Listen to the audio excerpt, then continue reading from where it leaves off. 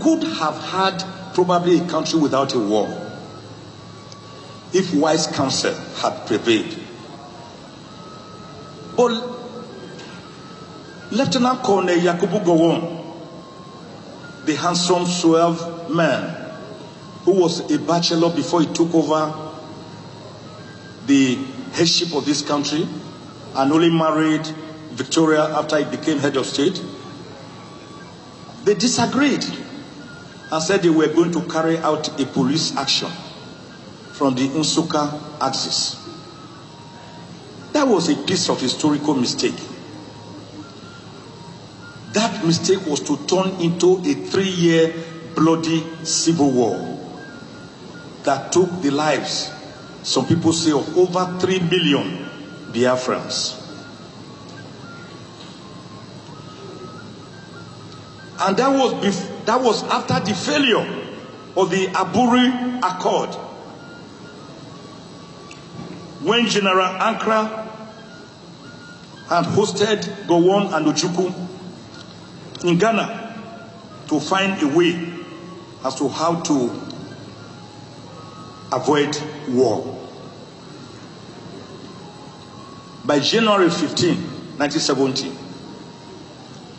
the Biafrans decided to surrender to the Nigerian side through General Philip Ifeme, who surrendered to General Olusegun Obasanjo, the man who had taken over control of the 3rd Marine Commando from Adekunle, Benjamin Adekunle. Then the 3 R's were promulgated. 3 R's: reconstruction, rehabilitation, and reconciliation. I've always asked the question, because driving here, if you drive to Enugu State from Onitsha, passing through Oba, Orevite, Okija, Ihiala, Uli, Mbidi, Awomama, Owerri, you will see more roadblocks that you can find in the northern part of Nigeria, where Boko Haram and armed banditry reign supreme. So I find these people more in a state of mental and physical siege. So again, I ask the question, what has the Igbo man done? Have they reconciled? One of the 3 R's? Have they been rehabilitated? One of the 3 R's? Have they been reconstructed? One of the 3 R's? I do not know. I do not know whether you know.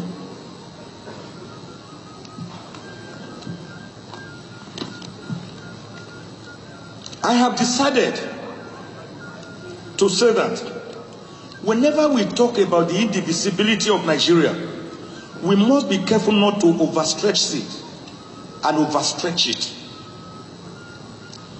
The former USSR once thought so. Today, they have broken up into 15 independent states. Some of them are Ukraine, currently at war with Russia, Russia itself, Latvia, Estonia, Lithuania, the one we call the 3 Baltic states, Estonia, Armenia, Kingston, Moldova, Turkmenistan, Azerbaijan, and Georgia. They broke up. Yugoslavia was once one. It broke up into 6 states. India, Pakistan, and Bangladesh used to be one country. Today they are separate. Ask Sudan, which some few years ago broke into Southern Sudan and Sudan.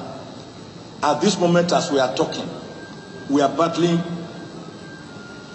to bring back our people trapped in that Sudan,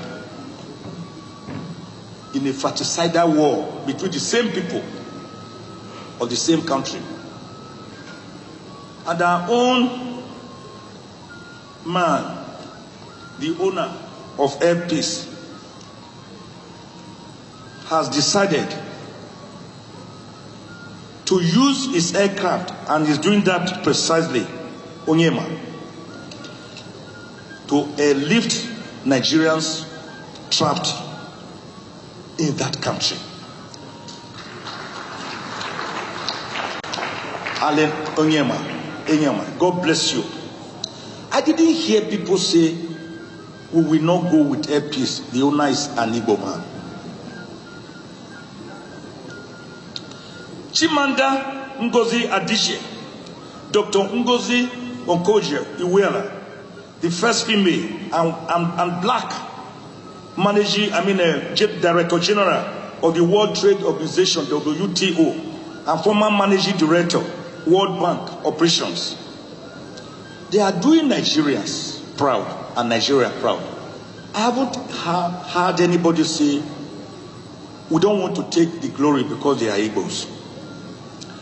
JJ Okocha, Dan Amokachi, Kanu Nwankwo, Mikel Obi Uche Okechukwu Vincent Enyema, Christian Chukwu Emmanuel Okala, Onyekachi Abam, Francis Uzoho and Harry Mosu, and many others. They burnt the local and international fields, doing Nigeria and Nigerians proud. I didn't hear anybody say, we didn't want the glory because they are Igbos. Chioma Ajua, in 1996, took the Olympic gold medal at the Atlanta Olympics. Emmanuel Ifeme, the man who was also involved in the 1966 military purge, was the first black African to win a gold medal in an international competition, the 1954 Vancouver Olympics. Michael Okpala, alias Power Mike. Richard Ihetu, alias Dick Tiger, former world boxing weight champion. Olaudo Equiano, the man who wrote many treatises that led to the abolition of the 500-year-old slave trade.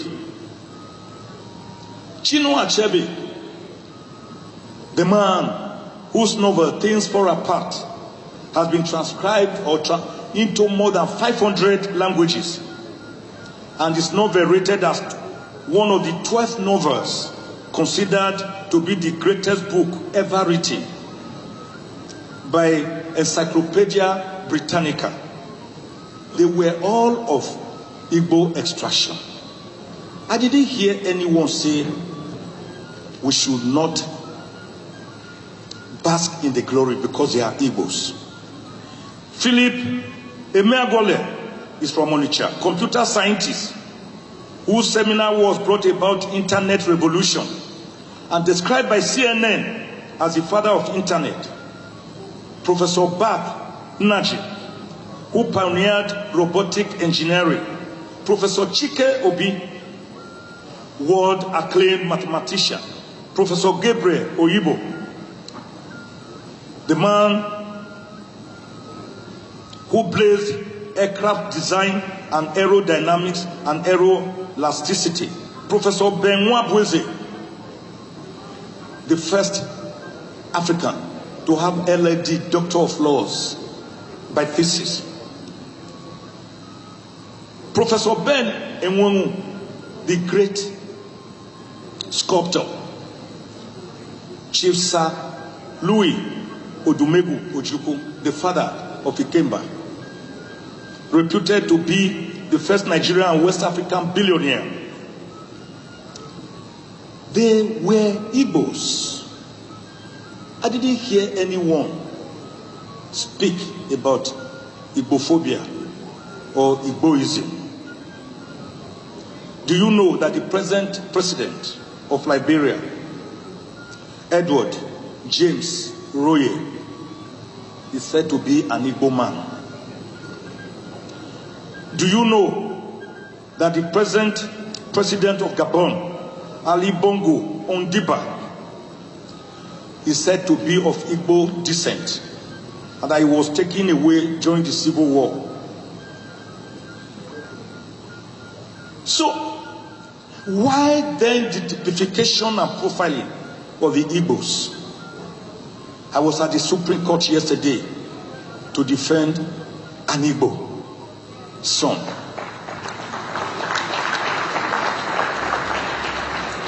Nnamdi Kanu, yes, he founded IPOB, Indigenous People of Biafra, in 2012. His goals, if you read the Constitution, are clear: to give respect to the Igbos, to put them in a respectable position. Then if you don't want to respect us or give us then let us separate peacefully. That's all. IPOB, we saw them, beret wearing, whistle blowing, marching on the streets. They were not violent. I saw them. I followed their tracks. Then, it took Operation Python by the Nigerian Army between 14th and 17th of September 2017 to descend on his home, ancestral home at Afara Ibeku, Umuahi, at the state. They almost killed him. He escaped by the teeth. He was then enjoying bail, but unprovoked, he was to be killed. He escaped. His first port of call was Israel, and he quickly reported and swore to an affidavit before he went to London. The federal government said he jumped bail. No, sirs, no, ma'am. Nnamdi Kanu did not jump bail. He escaped to save his life. He would have been killed.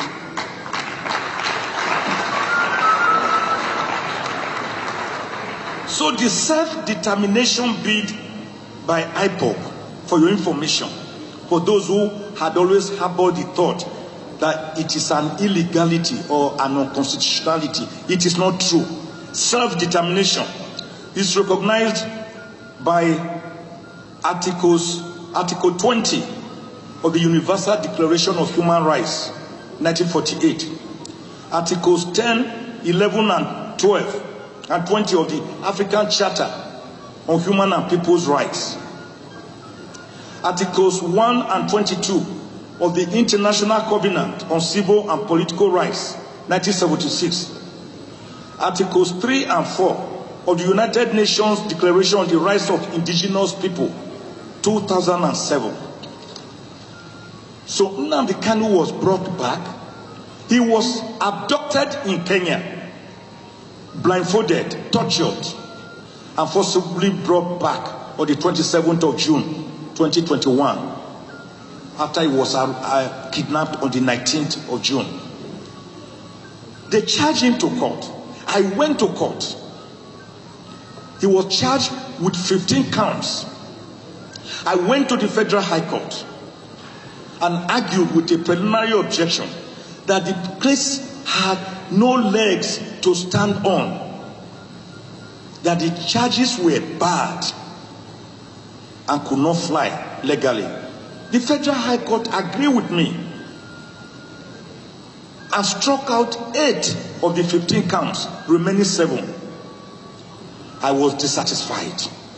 I took the battle to the Court of Appeal, Abuja Division, and the Court of Appeal agreed with me and dismissed the remaining 7 counts.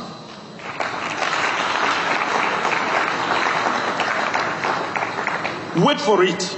Wait for it. The Court of Appeal made a pronouncement.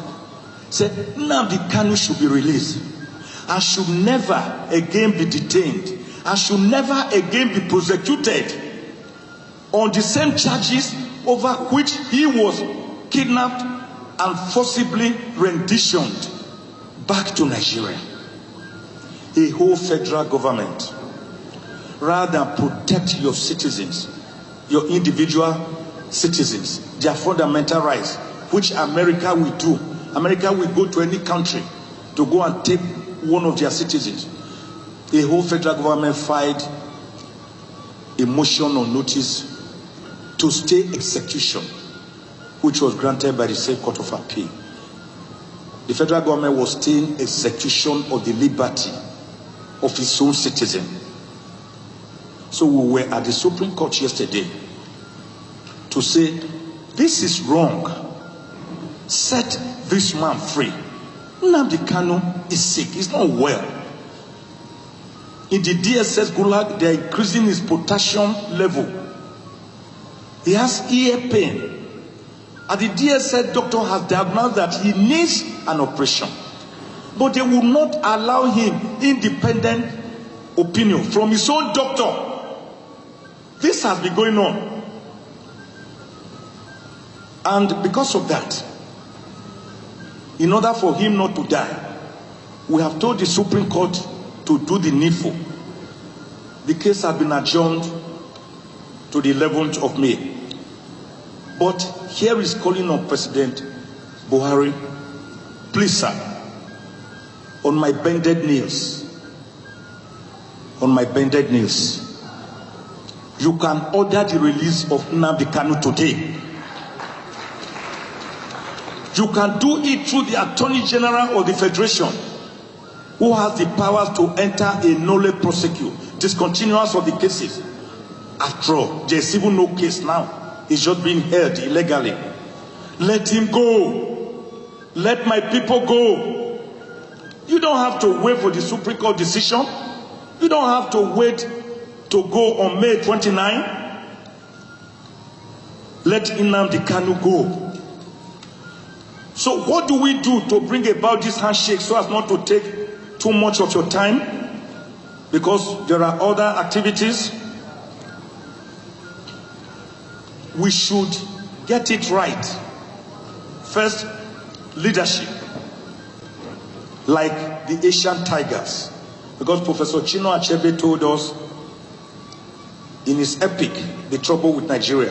He said the trouble with Nigeria is simply and squarely a failure of leadership.